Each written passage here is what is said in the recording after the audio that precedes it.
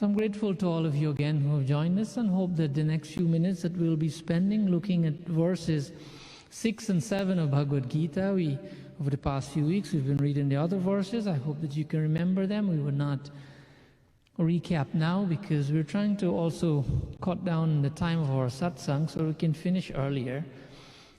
So hope that you can remember the last few verses 1 to 5. In Bhagavad Gita helps us. We've been talking about how Bhagavan says that he'll give to Arjun Gyan and Vigyan. And Bhagavan says amongst Sahasreshu, thousands and thousands of people, only a few aspire to attain him, and from those, only a few actually know him in truth. And so here in verse 6, we'll examine what verse 6 of chapter 7 of Bhagavad Gita says.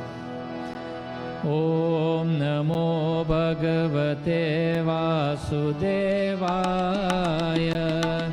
Om Namo Bhagavate Vasudevaya. Etadyoni bhutani sarvani tyupadharaya. Aham Krishnasya jagatah prabhavah pralayastata. Prabhavah pralayastata.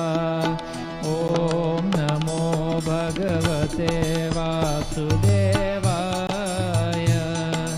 Om Namo Bhagavate Vasudevaya.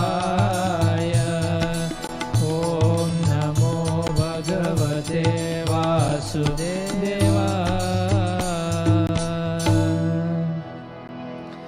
Shri Paramatmane Namah.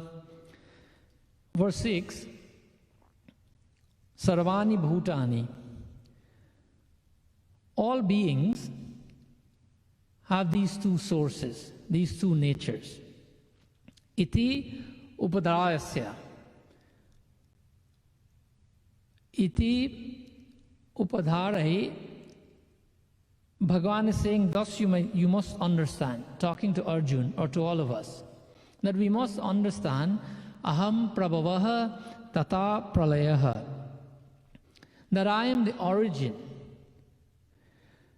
and the dissolution of this entire universe, this whole world. Krishnasya jagataha, the whole world, and aham prabhavaha, that I am the origin. So we get from that, or in a running meaning, Bhagavan is saying here, that know that all living beings are manifested by two energies of mind. Now this is a slight continuation of where we left off. Bhagavan is saying that know that all living beings in the entire world are manifested by two energies, and they're energies of mind. We talked about that last week, or in the beginning. Chitta Jala Pavaka Gagana Samira, and then we talked about the higher energy, Paraprakriti, which is the soul, the Jiva Bhuta.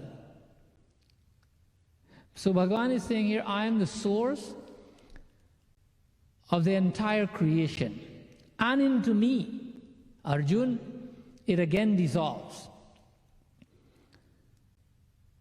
So again, if you have the children in the house and they're not doing anything important right now, maybe bring them to listen. It is beneficial to them and to parents for the children to learn, at least know something from Bhagavad Gita, know something from our scriptures. So try to encourage them to listen. It will not be very long, but it is not many people pick up the Bhagavad Gita and try to read it or teach it. Only some people do, so it might be an opportunity for them, because they must understand God's role in the universe and in their lives. So Bhagavan is saying, I manifest everything and then they dissolve into me again. That the physical body and the soul are both my energy, Sri Krishna is saying.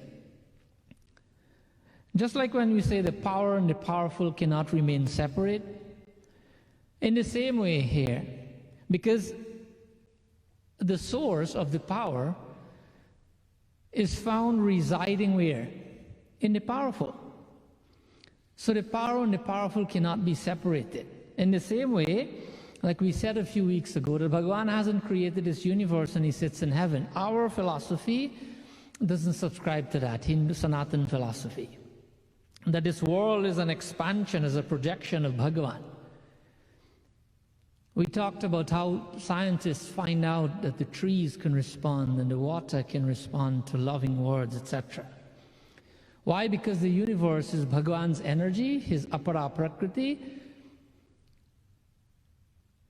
and that is the reason why they can respond. That is why the world is a projection of God. So the example we're using in the same way that power cannot be separated from the powerful, that this is a dual nature. In the same way, it's a dual nature in material existence. That this dual nature consists of what we call chit. Sometimes we call the soul chit, that spark of energy, that God, that consciousness that is with us. From that comes the word Sat Chit Anand. Chit, that bliss within us. That sort of potency, the soul, is what we call chit here. It's a sentient thing. And then there's achit, opposite to chit, which is apara prakriti, lower energy. But these are the two categories. So just stay with us here. So Bhagavan is saying that this dual nature is the basis and the foundation of all existence. Chit and achit.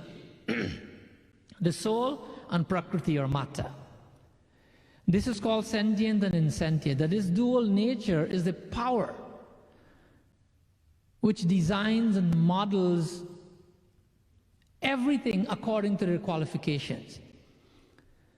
What does according to qualification mean? Whether we'll get, what it means is that whether we have this human body, we qualify for this, we have done great punya to get this again.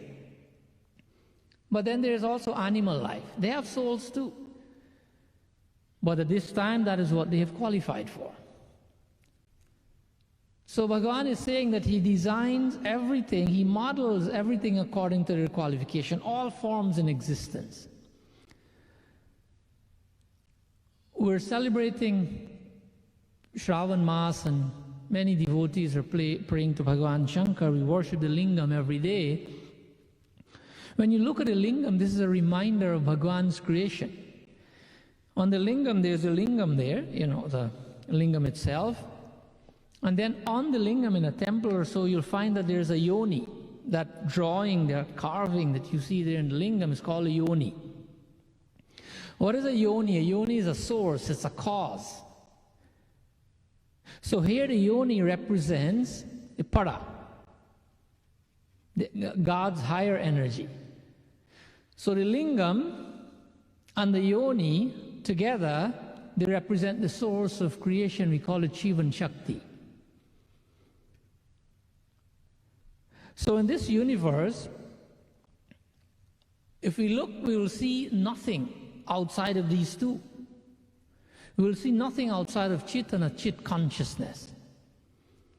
We will see nothing than matter, which is apara prakriti, and its higher energy, jiva bhuta, the para prakriti. Both of these energies are part and parcel of human nature, of my nature, of your nature. They're not separate. They both belong to Bhagavan. So that is sorted out by now. Because these two energies are called, like we say the yoni, they're called the womb of all beings. That which creates all beings. That which is always there, whether we're existing or not. Like the earthen pot we can take for an example. The earthen pot is made of what? Earth, of clay, of mud. But it's given a particular form. Different forms, diya, cup, bowl, whatever we call it.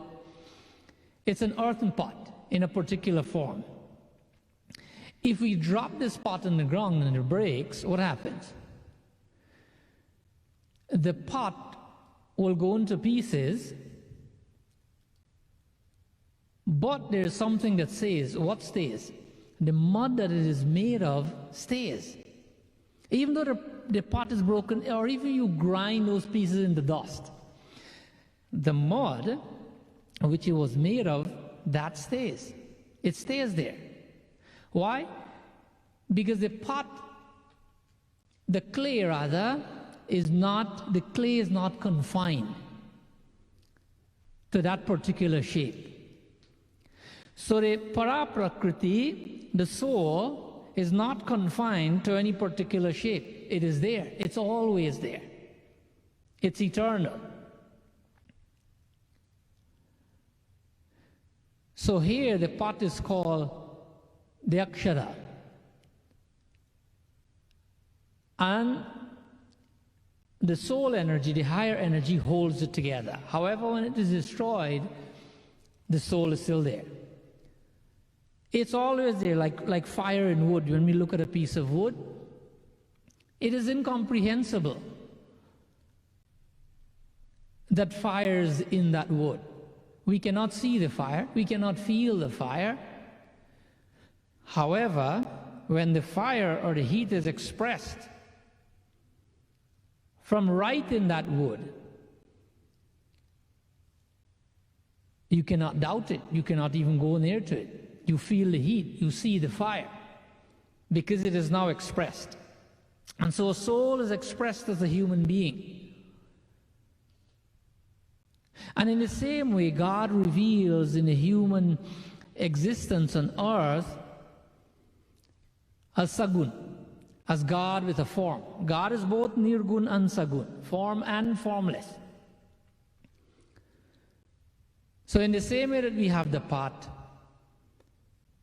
in the same way that we cannot see the fire and wood, Bhagavan expresses in a human form in this world, even though in Janmashtami is coming up, so we'll explain this in a little further, some more details, how Bhagavan's body that we see Bhagavan as Krishna and Ram and Shiva is different from ours.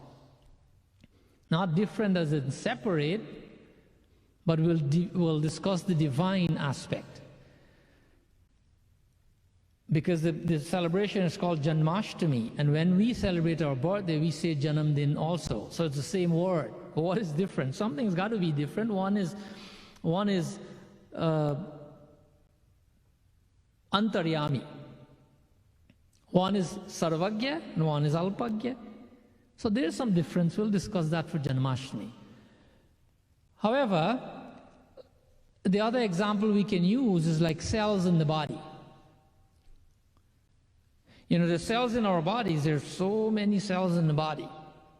And those cells work for who? Those cells work for the human body. They're supposed to behave in a certain way.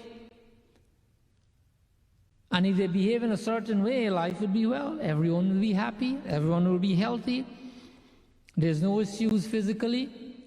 But assuming that those cells start doing their own things, that which they were not there for. You know what happens when the cells in our bodies start doing their own things?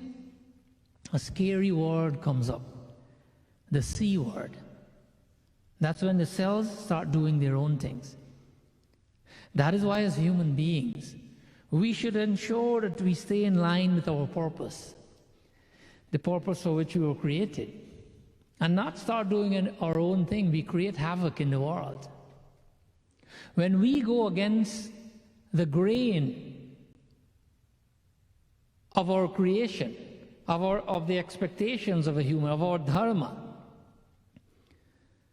we cause pain for others. Just like when the cells do their own thing, they cause pain for us. We cause pain to others when we deviate from our rightful path. So that is why the word here we're talking about, etad yoni. We talked about yoni. Etad means, twofold prakriti. Para and apara prakriti. And this includes all beings. All beings beginning from Brahmaji, right down to the smallest critter, right down to the worm on earth. Everything from Brahmaji and Satyalok to here and everything that we can see, they're all included in Etad. They're all included in this twofold Prakriti.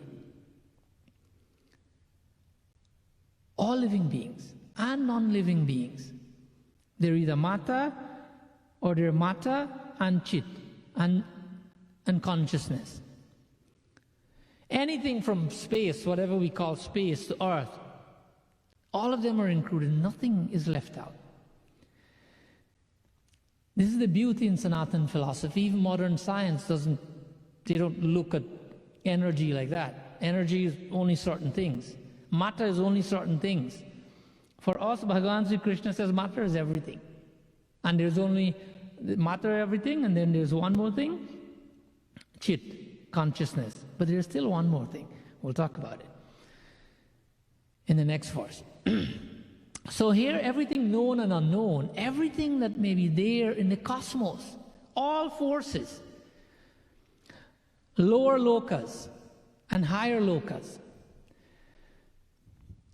You know, lower lokas, the Atal, Vittal, Suttal, Rasatal, Talatal, Mahatal, Patal. We heard these names before. These are the lower lokas, the lower regions.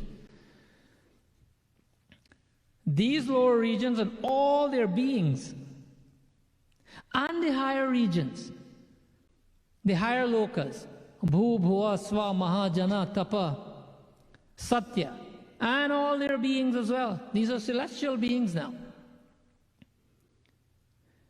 The Yakshas and the Gandharvas and the Devatas and Indra, and right up to Brahmaji. Why? Because up to Brahmaji, these are destructible regions. All the people of knowledge would know this.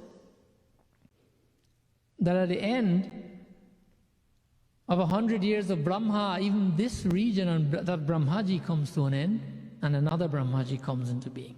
But that's a different piece of philosophy. However, from Brahmaji coming down to all the lower regions, past us, all 14, everything is included here. All 14 lokas, 7 up, 7 below. All these lokas put together and all their beings is called one Brahman. Brahman, right? So this Eta that we're talking about, this twofold Prakriti, that one is Atma and the other one is Maya. So Etat Yonini, if you remember the verse, it means that those who have these two as their causes. These are two Prakritis.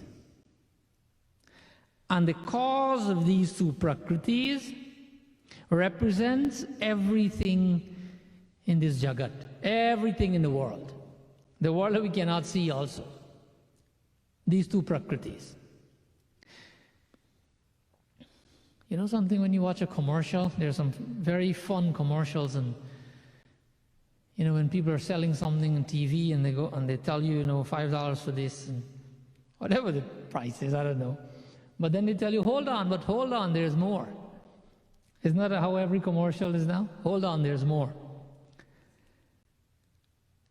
So here in Bhagavad Gita, we can say, hold on, but there's more. It's not only Para and Apara Prakriti. It's not only these two energies. Remember last week what we talked about?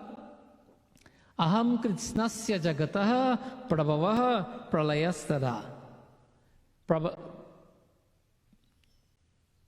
Pralayastata. Bhagavan is now saying, in many religions, they believe in a Trinity, right? Even Sanatana Dharma, Brahma, Vishnu, Mahesh. Excuse that noise there. In Sanatana Dharma, we talk about Brahma, Vishnu, and Mahesh. In other religions as well, Christianity, Father, Son, Holy Ghost, etc. Even in Vedanta, they talk about Kshara, Kshar, and Uttam Purush as the three energies, as the Trinity.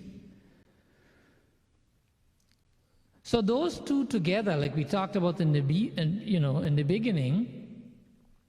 they're the womb of all beings. But here Bhagavan is saying, Aham Krishnasya. God here is saying that I, as being different from the two, I am the cause of all, the entire Brahman and the multitude of Brahmans. So here there's a third principle that comes in, a third dimension. We talked about apara and para prakriti, but now God is saying, I'm different from these two, and I'm the cause of these two. Remember last week we quoted a mantra, and we said, Ksharam Pradhan Mritakshara Hara, that there are three things. And these three things are: one, matter, which is perishable; two, individual souls, which is chit; and three, what? Bhagavan. And God, who's the controller of both matter and soul. So here God is a third principle. Not third as in another one, but the main thing. So in this verse, verse 6, Bhagavan reminds us that there's apara prakriti, there's para prakriti, and then there's me, who controls both. In just as a brief way, we'll look at one more verse for today, and then we shall close after that. Sri Krishna Govinda Hare Murari, He Nath Narayan Vasudeva. Sri Krishna Govinda Hare Murari, He Nath Narayan Vasudeva. Sri Krishna Govinda Hare Murari, He Nath Narayan Vasudeva. Mata Parataram Nanyat Kinchi Chandasti Dhananjaya Mai Sarvamidam Protam Sutre Maniganaiva. Sri Krishna Govinda Hare Murari, He Nath Narayan Vasudeva. He Nath Narayan Vasudeva. He Nath Narayan Vasudeva. He Nath Narayan. He Nath Narayan Vasudeva. He Nath Narayan Vasudeva. He Nath Narayan Vasudeva. Bhagavan here, he's saying, hey Dhananjay. Dhananjay, he's calling Arjun. That, oh Arjun, Mataha Parataram, superior to me, Anyat Kinchira na asti. There's nothing else. Sarvam idam mai protam. Sarvam idam mai protam means all that is seen in this world is sutre mani gana ivaha. Everything that you see are strong, everything is strong like pearls on a thread. Everything is strong on me like pearls on a thread. So this is what Sri Krishna is saying in the 7th verse. Everything rests in me, Dhananjay, O Arjun, as beads strung on a thread. We know what that is, right? A mala, we can imagine a mala, Rudraksh mala, or any type of mala, decorative one.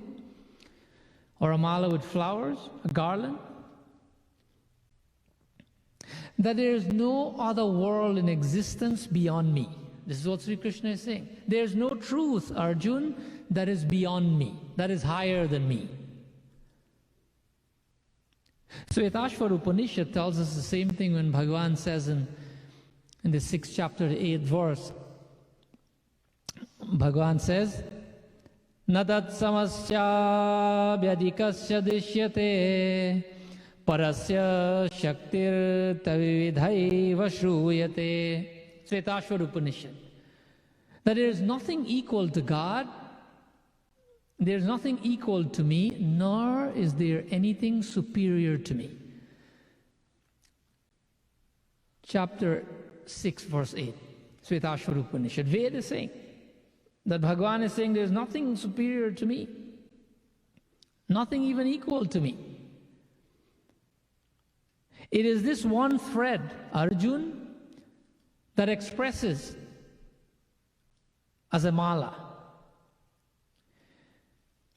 You know, we can envision a mala, we know what a mala is, but you know, a long time ago, I found somewhere that a long time ago, you know, the malas were made of thread, like we make them now, and then we put some flowers in them or some beads. But a long time ago, when they didn't have those things available, they made the mala with thread, and they used the same thread to make the knots representing the beads, or the pearls, or the flowers, to do jap and things like that. Make 108 knots on one mala, and that becomes something they use for jap. With the same thread. So what happens there? When you do that, the thread and the beads, they become inextricably connected. Or we can take another example. Let's take an example of, you know, when you go to some museums in the world, you see a wall, a decoration on the wall. Someone may have painted it, someone may have carved it in wood or stone, and sometimes you see someone putting something that's made out of thread. A decoration, maybe it can be an animal, maybe it's a city, maybe it's a tree, but made out of thread, just thread. So a child goes to that museum, and a child looks at this beautiful creation on the wall made of thread, and he notices that one string of the thread is hanging.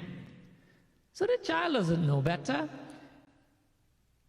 The child sees this one string of thread, and he starts pulling it from the decoration. What happens? The child pulls, and let's say it's a city that's made out of thread. First, the skyscraper would come down, and then maybe the cars first, and then the stairs and the elevator and the skyscraper, and then the trees and everything. From that one thread you keep pulling, and the whole thing will disintegrate. In front of the eyes of the child, a whole beautiful, very creative decoration on the wall would now be on the ground. But when the thread is on the ground, the thread in the mala, like the thread in the mala with the beads, what happens? From that point, we should also remind ourselves that, you know, when we do that which is unnecessary actions, it adversely affects others. In the same way that this child pulls the thread and it destroys the whole thing, it was necessary. In the same way, actions that are not within the jurisdictions of the scriptures can be harmful to others. That one thread, when it comes to the ground, it's something. We'll explain what that is, but let's take, for example, a thread of a mala. That thread that was pulled represents the head of a family, a joint family.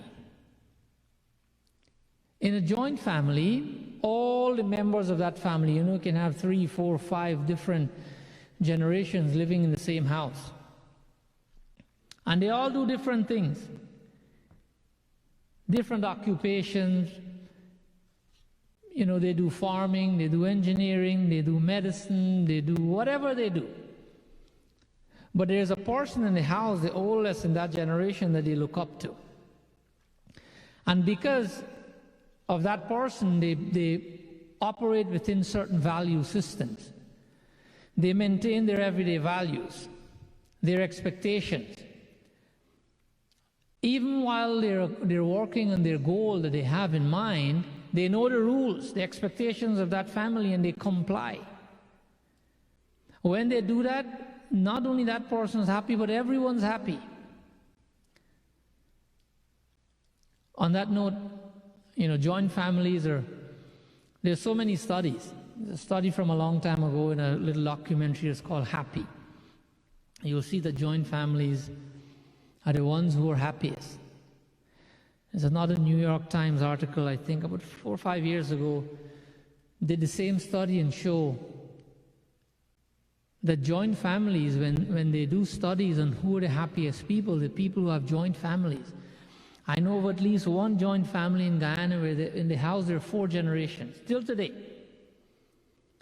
I haven't really heard of many troubles in that. They're still living together today. The 4th generation is a person who's probably an octogenarian or probably older by now, I don't know. But that person is the head of the family, and everyone carries out their duties knowing what are the expectations of the head of the family. They live like that and everybody's happy. Communal living has been shown that these people are happiest. So we too, if we adhere to the rules that are written in the law books in Ramayana and Bhagavad Gita, then we too will be happy and will make everybody else happy like the joint family. But we don't always do that.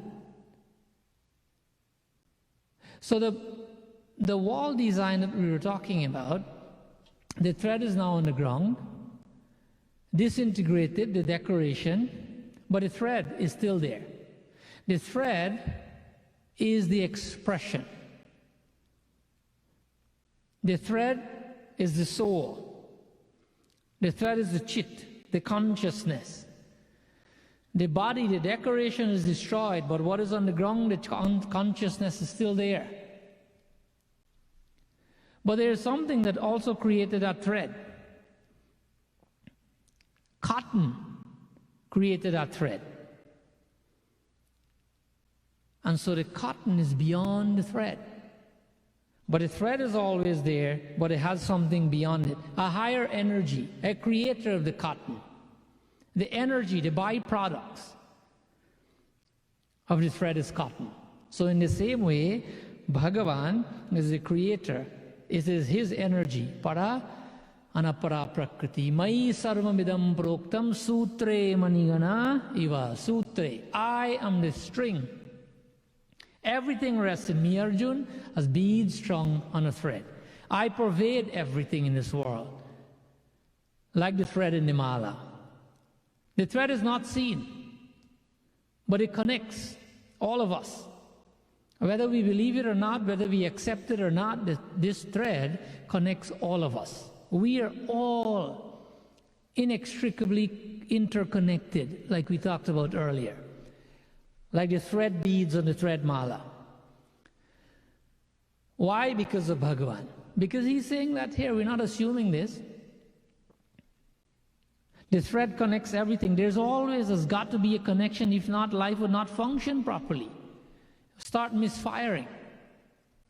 Like the old cars that we used to have in Guyana, something goes wrong and then it starts to misfire. It cannot function optimally. Even the latest technologies we have today, you use a telephone. If I pick up my phone to call you, you get the call immediately because that is how the system is set up. But before you get the call, that phone call goes somewhere else. It goes to its source. It goes to the tower. And from the tower, the phone call comes to you. If you talk to, there's so many of you who are IT specialists here, I don't know about that, but the IT specialists will tell you a very similar story about the internet. That is how the internet works. That is how emails work. They go somewhere before they come back to you, and it's almost instant. So there's always a greater source. There's always a higher source. So Bhagavan is saying that string is me. That higher source is me. That is Antaryami. The one that is in the heart of all beings. the one that is extremely subtle, not visible to the senses, but that is the string that connects us all. You know, many people, because we cannot see Bhagavan with our naked eyes, bear in mind here as a side note that we all can see Bhagavan. We have to qualify first. We have to have the right vessel. When we have the right vessel, like Arjun, when Arjun was in our position and then Arjun qualified, having listened to Bhagavan. And when he qualified, Bhagavan gave him Divya Drishti. Bhagavan gave him his eyes. You need divine eyes to see that which is divine. We can feel Bhagavan, we will not see him with the naked eyes because we are not there yet. But in our meditation, we can feel him. Sometimes we feel him in our daily activities. But many people claim that I can't see God, so there is no God. He doesn't exist. Well, before we close, let's use a nice little example of people who claim they can't see God. In a mother's womb, in the mother's stomach, there are two babies. One baby asked the other one, let's say the first baby, so we understand the story, right?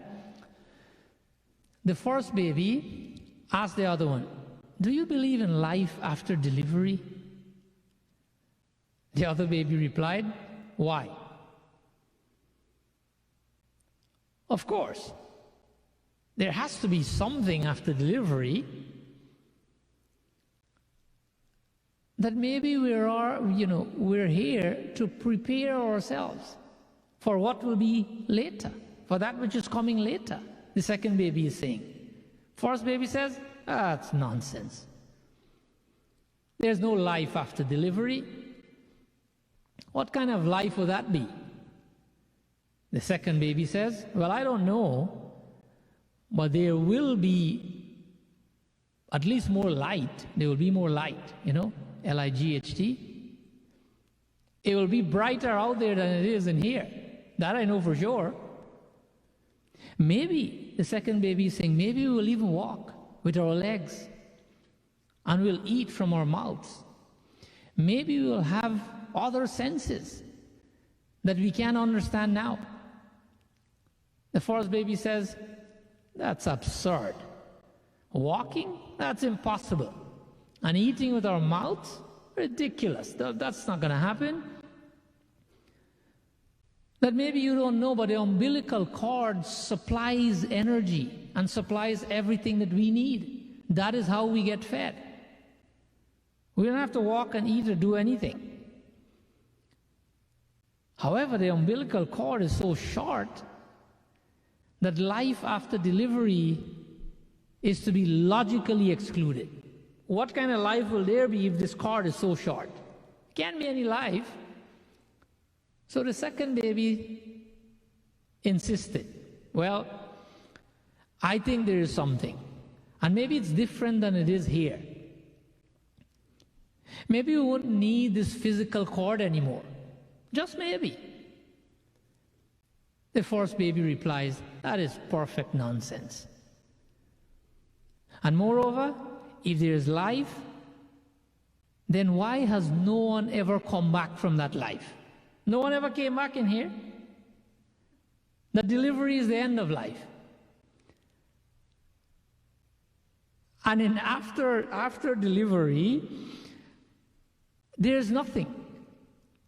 After delivery, there's only darkness and silence and oblivion. It takes us nowhere, don't fool yourself. Well, I don't know, says the second baby. I don't know, but certainly we'll meet Mother, that's for sure. And she will take care of us. First baby says, what? Mother? Who is that? You actually believe in Mother? That's laughable, completely laughable. If Mother exists, then where is she now? Why can't I see her now? The second baby says, hey bhaiya, she's all around us. We are surrounded by her. We are of her. It is in her that we live. Without her, there's, this world would not and could not exist. This world that we live in couldn't exist had it not been for her. The first baby says, well,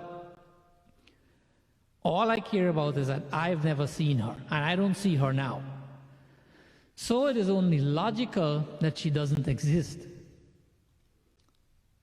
The second baby replies, sometimes when you're in silence and you focus and you listen, you can perceive her presence and you can hear her loving voice calling down from above.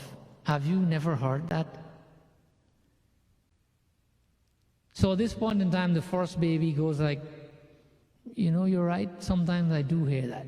However, that is a little story, that is a fitting story that explains the concept of God in our lives. As Bhagavan is the string, if he is hidden in the mala and we can't see him, that doesn't mean he doesn't exist. He is the cause of everything, like the mother is the cause of the babies to grow, for the fetus to grow its limbs and to become a perfect human being, to exist happily.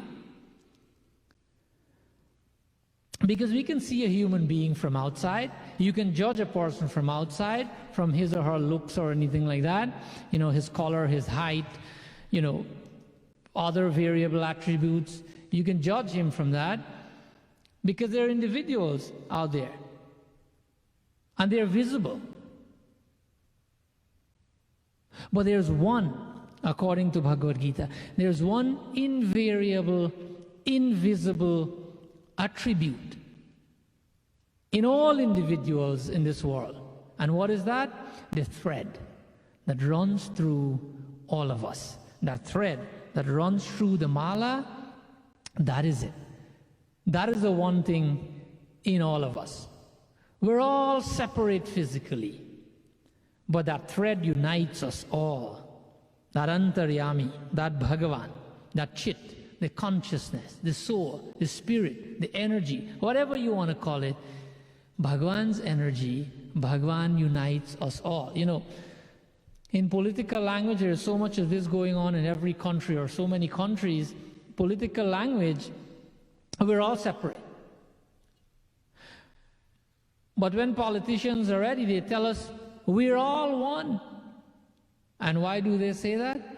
They say that because as citizens of any particular country, as citizens of Guyana, so of Trinidad, of America, of India, wherever, as citizens of that particular country, we are all one. But outside of that, we're all separate. So by saying a group of beads, Bhagavan here takes into account, or we can think that there's so many differences that we can see in the world. The term is the variegated nature of the world. As beads of various shapes and sizes and colors and values, all strung together on a single string. Similarly, in me, Bhagavan is saying, in me, Paramatma, Bhagavan, alone, this world in all its variety is strong. In me alone, Bhagavan is saying. So here, God shows each and every one of us that we're non-separate from Him, because He's the essence of everything. Adi Shankaracharya says that this entire world is pervaded by Bhagavan like a cloth is pervaded by its threads. He says that as a tapestry is not separated from its threads, that the world is not separated from Parameshwar. The world is His energy, as we examined in the first few verses, in the first and second verse. The first and second verses of chapter 7. Because if matter was not there, then what? The spirit, the soul will not have any field meaning a body, for its expression. It cannot express. A soul has to have a body to express. Matter itself is inert, as we all know. And it cannot get to express It's consciousness. There can be no consciousness expressed in that matter without chit, without energy, without consciousness. That chit has to be there to dynamize the matter. An example before we finish. Let's take waves for an example. Waves provide beauty. They provide therapy. Some people love to go to the seashore and they sit there and they watch the waves and they listen to the waves and it calms them down. They meditate, they feel relaxed, they feel a sense of oneness with God or with nature. So the waves, they help us. They provide the therapy for our eyes and our ears. However, that is only possible when the wave is one with the ocean. If not, if a wave is not one with the ocean, what happens? Can a wave function without the ocean? No, it stutters. It stalls. It cannot rise. It cannot stay. Nor can it ultimately reach anywhere.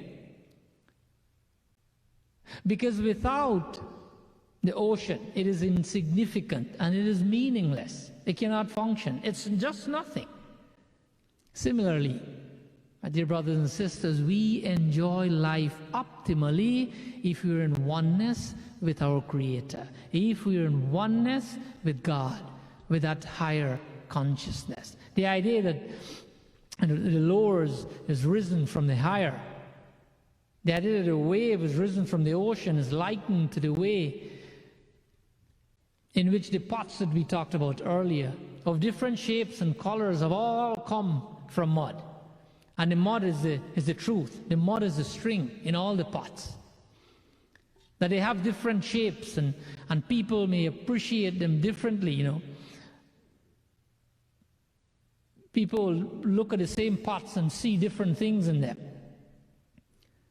based on their perception.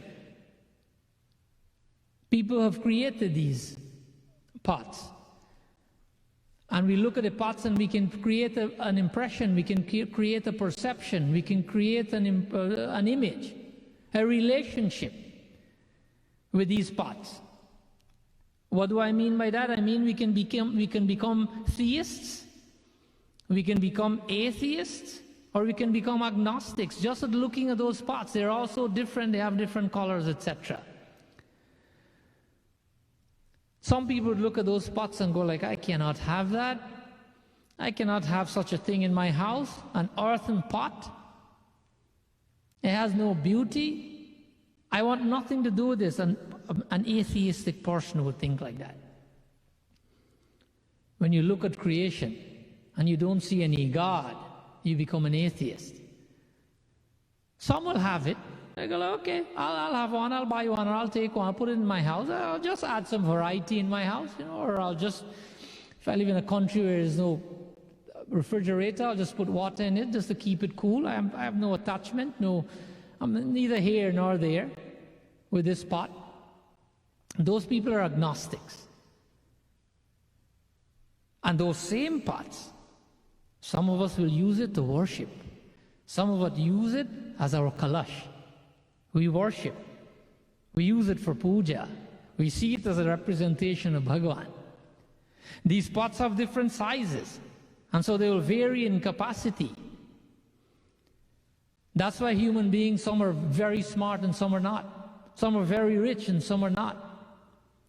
Some people can barely, muster up one straight meal before the day is out, and some people have billions and billions of dollars. So in the same way, we place more value on the pots depending on how, what they look like and where they're sold. Different people will see those same pots and based on their, where they're sold, etc. They give it a certain status. They have more appreciation for it because of the colors they have. Some are painted beautifully and some are not. Some people decided they would enhance the decor of my house, and so that's why I'll buy it.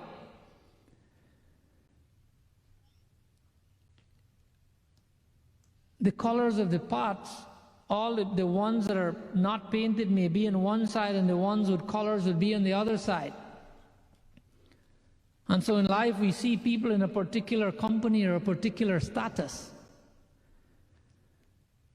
Some people cannot associate with others because they're of a different color. The pots are different. Some are painted, some are not. Some people have different colors from others. And we conclude that we cannot be associated with them because they're not of our color. They're not of our size. They're not of our importance because they're unpainted. In life, the skin pigmentation is playing a huge role. We can see it in this country and so many other countries.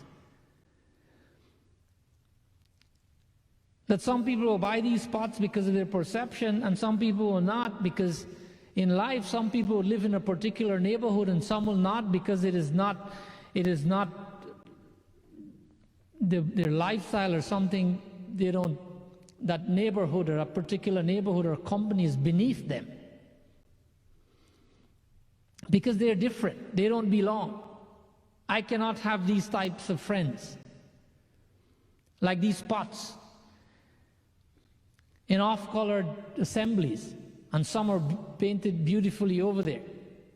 You may buy them in an expensive place. You know, you can go to Fifth Avenue. People who can afford will do that. Go to Fifth Avenue and buy the same earthen pot that is painted with the same paint. You buy it for a lot of money, so you have a greater appreciation for it. But if you go 2 towns over, you can buy the same exact thing for a whole lot cheaper.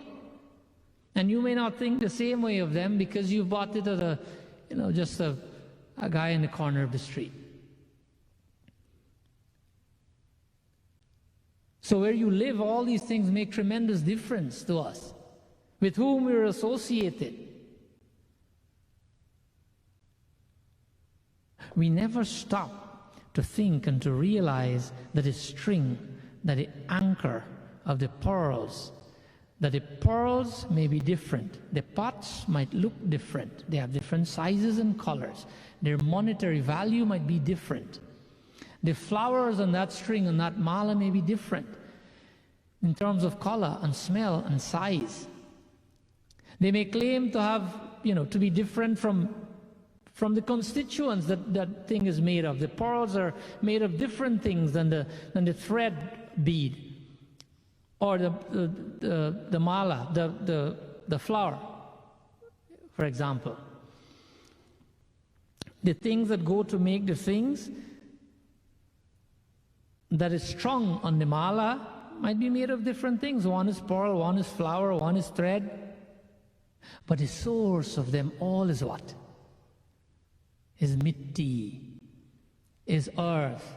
A long time ago, sadly, an older teacher of mine passed away. He made a song. I remember the first verse. He gave me a copy once. It's a long time ago.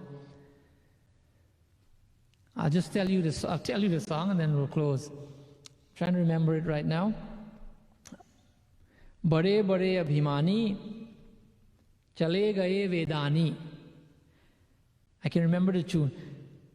Bade bade abhimani, chale gaye vedani, mitti hai mil jate hai, chahe ho lasani. This is a song that was composed by a teacher of mine, Jagan Sharma. Bhagavan bless his soul. He says, Beta, no matter who you are, Bade bade abhiman, you can have all the pride, you can have all the doubts in your life about God. You can believe that earth is mother, or you can trample upon it, or you can be chale gaye vedani, you can be the greatest dani in the world. Mitti hai mil jate hai, that we will all end up in the same place. We've all come from mitti, from earth, just like the beads in the mala, whether it's thread, pearls, or flower. We're held up by one thing, and that is our source. So in Sanatan Dharma, different colors we may see, we may have different names for God, but Eko Deva Sarva Bhuteshu Gudaha. Svetashvara Upanishad, chapter 6, verse 11. Eko Deva, that God is one. That same conscious principle, God holds all these varying forms together. The reality is that we may look and feel different, but we're all connected to the same string. Call it what you want. The different religions, they call him by different names. Doesn't change anything. Mai sarvamidam protam sutre mani mana iva. Mani gana iva. The pearls in the necklace are uniform, and its thread, which is unseen, passes through the core of every pearl, every flower, every thread. It holds the big and the small into it. And that is the harmonious thing. That is the beautiful thing of our existence. There may be tremendous diversity. Our source is the same. Bhagavan is saying, I am the source. If we all remember that, we will not have atheists and agnostics and theists. We will all be children of God who are looking out for each other. We'll close our sermon there for today, but this